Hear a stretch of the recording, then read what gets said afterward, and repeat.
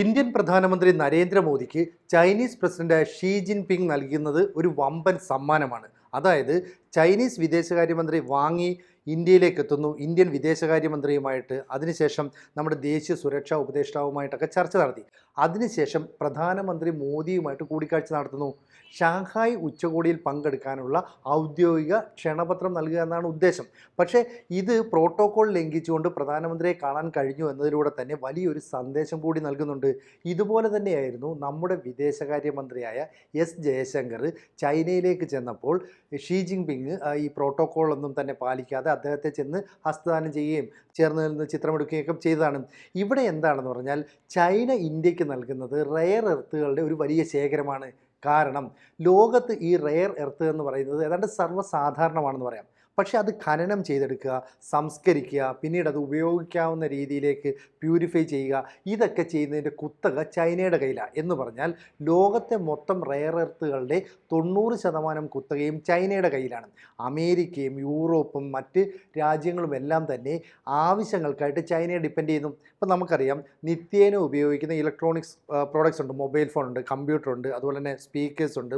അതുകൂടാതെ തന്നെ നമ്മുടെ പ്രതിരോധ ഉപകരണങ്ങൾ, മിസൈൽ, റോക്കറ്റ്, റഡാർ തുടങ്ങിയവയൊക്കെ നിർമ്മിക്കാൻ ഇത്തരത്തിലുള്ള അപൂർവ ലോഹങ്ങൾ ആവശ്യമാണ്. ഈ ലോഹങ്ങളെല്ലാം തന്നെ ചൈനയാണ് കയറ്റി അയക്കുന്നത്. അവർക്ക് അതിൻ്റെ കുത്തക ഉണ്ട് താനും. ഇപ്പോൾ എന്താ സംഭവിക്കുന്നതെന്ന് പറഞ്ഞാൽ അമേരിക്കയുമായിട്ട് ട്രേഡ് വാർ വന്നതോടുകൂടി ആ കാര്യത്തിൽ ചില നിയന്ത്രണങ്ങൾ വരികയാണ്. അതായത് ചൈന തങ്ങളുടെ കയ്യിലുള്ള റെയർ എർത്ത് കയറ്റി അയക്കുന്നതിൽ ചില നിയന്ത്രണങ്ങൾ വരുത്തി.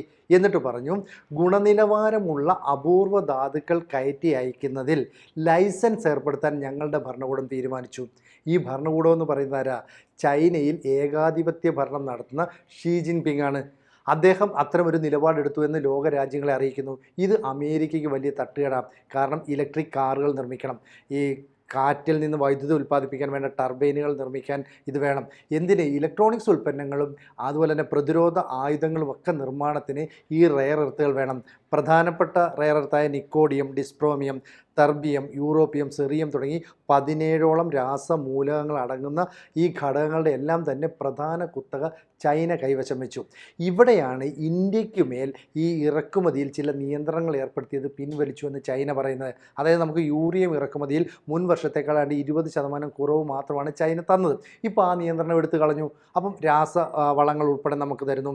ഇപ്പം ഈ അപൂർവ ധാതുക്കൾ വൻതോതിൽ നമുക്ക് തരാനായിട്ട് ചൈന തയ്യാറായി. ഇവിടെ ലൈസൻസിൻ്റെ പ്രശ്നമില്ല, രാജ്യം നിയന്ത്രണം ഏർപ്പെടുത്തി എന്ന് പറയുന്നില്ല. അമേരിക്കയെ പോലെയുള്ള ചില തന്ത്രങ്ങൾ അതൊന്നും നമ്മൾ പാലിക്കുന്നില്ല, അല്ലാതെ തന്നെ തരുന്നു. ഇതിന് മറ്റൊരു കാര്യം കൂടെ ഉണ്ട്. നമുക്കിത് തന്നില്ലെങ്കിൽ ജപ്പാനുമായും ഓസ്ട്രേലിയയുമായിട്ടും ചേർന്ന് റെയർ എർത്ത്സ് അലയൻസ് നമ്മൾ രൂപീകരിച്ചിട്ടുണ്ട്.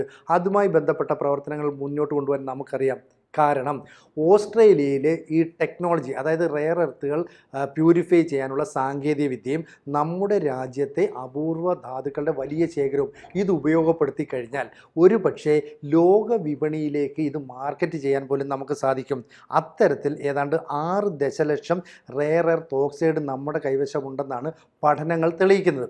ഇതുകൂടാതെ ജപ്പാനുമായിട്ട് നമ്മൾ ഇത്തരത്തിലുള്ള ചില കരാറുകളിലൊക്കെ ഏർപ്പെടുത്തിയിട്ടുണ്ട്.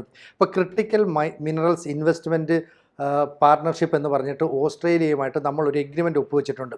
അങ്ങനെ ഒരു സമ്പൂർണ്ണ വിതരണ ശൃംഖല നമുക്ക് സൃഷ്ടിക്കാൻ പറ്റും. പക്ഷേ അതിന് കാലങ്ങൾ എടുത്തേക്കും. പക്ഷേ അത്തരത്തിലൊരു നീക്കം നടത്താം.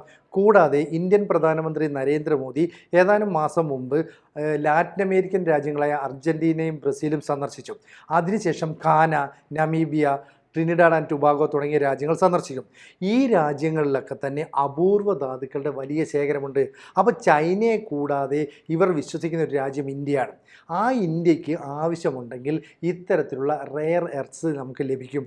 അത്തരമൊരു നീക്കം ഇന്ത്യ നടത്തുന്നു എന്ന് മുന്നിൽ കണ്ടുകൊണ്ടുകൂടിയാണ് ഷീ ജിൻപിങ് ഈ വാങ് യിയെ അയച്ചിട്ട് എല്ലാവിധ പിന്തുണയും ഞങ്ങൾ നൽകും, അതായത് ഇന്ത്യക്ക് എന്താണോ ആവശ്യമുള്ളത് അത്രയും തരാൻ ഞങ്ങൾ സന്നദ്ധമാണെന്ന് പറയുന്നു. ഇനി മറ്റൊരു നീക്കം നോക്കണം. നമ്മുടെ ഈ അതിർത്തികൾ പുനർനിർണ്ണയിക്കാനായിട്ട് 2 രാജ്യങ്ങളും തീരുമാനിക്കുകയാണ്. നിലവിൽ ലൈൻ ഓഫ് ആക്ച്വൽ കൺട്രോൾ എന്ന് പറയുന്ന ഒരു സാങ്കല്പിക രേഖ എന്നാണ് പറയുന്നത്. അവിടെയൊക്കെ തന്നെ അളന്ന് തിരിച്ച് 2 രാജ്യങ്ങളുടെയും അതിർത്തിയാണെന്ന് പ്രഖ്യാപിക്കാനുള്ള നീക്കം നടത്തുന്നു. അതായത് ഗാൽവാൻ സംഘർഷത്തെ തുടർന്ന് ഡെപ്സാങ്, ഡെംചോക്ക് തുടങ്ങിയ മേഖലകളിൽ നിന്നൊക്കെ ഈ സൈനികരെ ചൈനീസ് ആർമി പിൻവലിച്ചു. അപ്പോൾ ആ മേഖലകളിലൊക്കെ സമാധാനപരമാണെങ്കിലും ചൈനയും ഇന്ത്യയുമായിട്ട് അതിർത്തി പങ്കിടുന്ന എല്ലാ പ്രദേശങ്ങളിലും സമാധാനപരമാണെന്ന് പറയാൻ പറ്റില്ല. അവിടെ കൂടി അതിർത്തി നിശ്ചയിച്ചുകൊണ്ട് അവിടുന്ന് ഒരു രണ്ട് രാജ്യങ്ങളിലും സമാധാനപരമായിട്ട് മുന്നോട്ട് പോകാനുള്ള നീക്കത്തിലേക്ക് പോകണം എന്നാണ് ചിന്തിക്കുന്നത്. ഇത് തന്നെയാണ് എസ് ജയശങ്കറും അതുപോലെ തന്നെ ഈ വാങ്ങിയും തമ്മിലുള്ള കൂടിക്കാഴ്ചയിൽ നടത്തിയ ചർച്ചയിലൂടെ ഉരുത്തിരിഞ്ഞു വന്ന ചില കാര്യങ്ങൾ. കോമ്പറ്റീഷനൊക്കെ ആകാം, പക്ഷേ കോൺഫ്ലിക്റ്റ് ഉണ്ടാകരുത്. ആ രീതിയിൽ നമുക്ക് മുന്നോട്ട് പോകണമെന്നാണ് പറയുന്നത്.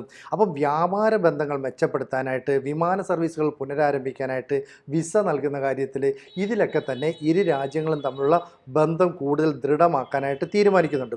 ഇവിടെ ഈ റെയർ എർത്തുകൾ പിടിച്ചു വെച്ചുകൊണ്ട് അമേരിക്കയെ, യൂറോപ്യൻ രാജ്യങ്ങളെയൊക്കെ ഞെട്ടിക്കാനായിട്ട് ചൈനയ്ക്ക് സാധിച്ചിട്ടുണ്ട്. അതിനെ പ്രതിരോധിക്കാൻ അമേരിക്ക ഈ ചൈനയെ ഡിപ്പെൻഡ് ചെയ്യാനുള്ള ശ്രമങ്ങൾ കുറയ്ക്കുന്നുണ്ട്. ഇതിനു വേണ്ടി ക്രിട്ടിക്കൽ മിനറൽ സ്ട്രാറ്റജി എന്ന് പറയുന്ന ഒരു സംവിധാനത്തിലേക്ക് ഇവർ കടക്കുന്നു. പക്ഷേ US ഈ നിയമങ്ങളിലൊക്കെ ഭേദഗതി വരുത്തിയെങ്കിലും അവർ ഉദ്ദേശിക്കുന്ന ലക്ഷ്യത്തിലേക്ക് കടന്നു ചെല്ലാൻ ഇനിയും വർഷങ്ങൾ വേണ്ടിവരും. ഇനി ഇപ്പുറത്തേക്ക് മാറ്റിയാലോ, യൂറോപ്യൻ രാജ്യങ്ങൾ ഒരു സ്ട്രാറ്റജിക് ഓട്ടോണമി ലക്ഷ്യം വെച്ചുകൊണ്ട് ചില നീക്കങ്ങൾ നടത്തുന്നു. ഇതും ചൈനയെ ഡിപ്പെൻഡ് ചെയ്യുന്നത് കുറയ്ക്കാൻ വേണ്ടിയിട്ടാണ്. പക്ഷേ ചൈന ഇതൊന്നും ബാധിക്കുന്ന ഒരു പ്രശ്നമേ അല്ല.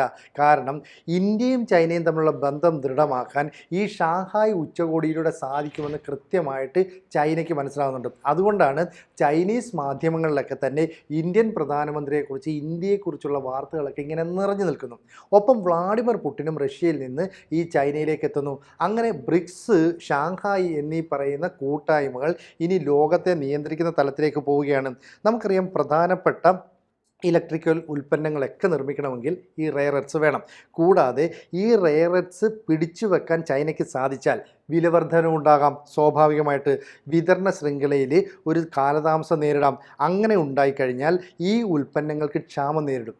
ഇപ്പം ചുരുക്കം പറഞ്ഞാൽ, ലോകത്ത് യുദ്ധസമാനമായ ഒരു സാഹചര്യം ഉരുത്തിരിഞ്ഞു വരുമ്പോൾ യുദ്ധവിമാനങ്ങൾ നിർമ്മിക്കാൻ, റോക്കറ്റുകൾ നിർമ്മിക്കാൻ, റഡാറുകൾ നിർമ്മിക്കാനൊക്കെ ആവശ്യമായ പ്യൂരിഫൈ ചെയ്ത ഈ റെയർ എർത്തുകൾ ചൈന കൊടുക്കുന്നതിൽ ഒരു കാലതാമസം വരുത്തുന്നു. അങ്ങനെയാണെങ്കിൽ സാങ്കേതിക മേഖലയിൽ, അതുപോലെ തന്നെ ഈ ഗവേഷണ രംഗത്തൊക്കെ തന്നെ കുറച്ച് വൈകിപ്പിക്കൽ നടത്താനായിട്ട് ചൈനയ്ക്ക് സാധിക്കും. ഇത് ചൈനയുടെ തന്ത്രമാണ്. അപ്പോൾ ചൈനയുടെ ഉരുക്കുകോട്ടയ്ക്കുള്ളിൽ ലോക രാജ്യങ്ങളെ നിയന്ത്രിക്കാനുള്ള ഒരു അദൃശ്യ കരമുണ്ട് എന്ന് പറയുന്നത് ഇതാണ്. ഇത്തരത്തിലുള്ള കരങ്ങൾ ഇന്ത്യയെ ബാധിക്കാതിരിക്കാൻ വേണ്ടിയിട്ടാണ് നമ്മൾ ചില വിദേശ രാജ്യങ്ങൾ സന്ദർശിച്ചിട്ട് അവരുമായിട്ട് റെയർ എർത്ത് നേടാനായിട്ടുള്ള കരാറിൽ ഏർപ്പെടുന്നത്. ഓസ്ട്രേലിയയുമായിട്ട് ചേർന്ന് റെയർ എർത്ത് ഒരു കൂട്ടായ്മ രൂപപ്പെടുന്നു. ഒപ്പം ജപ്പാനെയും കൂടെ കൂട്ടുന്നു.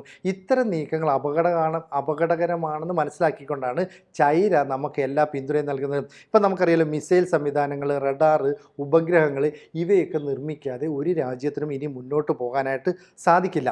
അപ്പോൾ വിതരണ ശൃംഖലയെ പൂർണ്ണമായും കയ്യിലെടുത്ത് അമ്മാനമാടുന്ന ചൈനയ്ക്ക് ഒരു പണി വേണമെങ്കിൽ ഇന്ത്യയുടെ ഭാഗത്തു നിന്നുണ്ടാകാം. അതുകൊണ്ടാണ് ഇപ്പം നമ്മളോട് ഈ വാങ്ങി വന്നതിന് ശേഷം പറയുന്നത്, ഷീ ജിൻപിങ് നിങ്ങളെ കാത്തിരിക്കുകയാണ്, മോദിയുടെ വരവിനെ പ്രതീക്ഷിച്ച് അദ്ദേഹം അവിടെ അക്ഷമനായിട്ട് കാത്തിരിക്കുന്നു എന്നൊക്കെ പറയുന്നു. എന്നിട്ട് പറയുന്നു, നിങ്ങൾക്ക് ആവശ്യമുള്ള റെയർ എർത്ത് എല്ലാം തരുമെന്ന്. അപ്പോൾ ഇലക്ട്രിക് വാഹനങ്ങളുടെ നിർമ്മാണത്തിലോ, മിസൈലുകളുടെ നിർമ്മാണത്തിലോ, അതല്ലെങ്കിൽ റഡാറുകളുടെ നിർമ്മാണത്തിലോ ഒക്കെ നമുക്ക് എന്തെങ്കിലും തരത്തിലുള്ള തടസ്സമുണ്ടെന്ന് ഇതുവരെ നമ്മൾ പറഞ്ഞില്ല.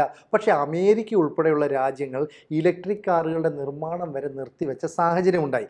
അതുകൊണ്ടാണ് നമ്മളുടെ ഈ നീക്കത്തെ കൃത്യമായിട്ട് ചൈന വാച്ച് ചെയ്യുന്നത്. അതുകൊണ്ട് ചൈനീസ് പ്രസിഡന്റ് ഷീ ജിൻപിങ് പറയുകയാണ്, ഇന്ത്യക്ക് എന്തൊക്കെ ആവശ്യമുണ്ടോ അതെല്ലാം തന്നെ നേരത്തെ എത്ര അളവിൽ ലഭിച്ചിരുന്നോ അതിൽ കൂടുതൽ അളവിൽ തരാൻ ഞങ്ങൾ സന്നദ്ധമാണ്.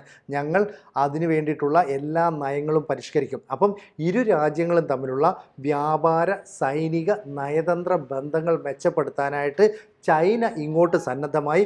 മാത്രമല്ല, ഇന്ത്യയുമായിട്ടുള്ള അതിർത്തി പുനർനിർണ്ണയിക്കാനായിട്ട് അവർ സമ്മതിച്ചു എന്നുള്ള സന്തോഷകരമായ വാർത്തയും പുറത്തു വരുന്നുണ്ട്.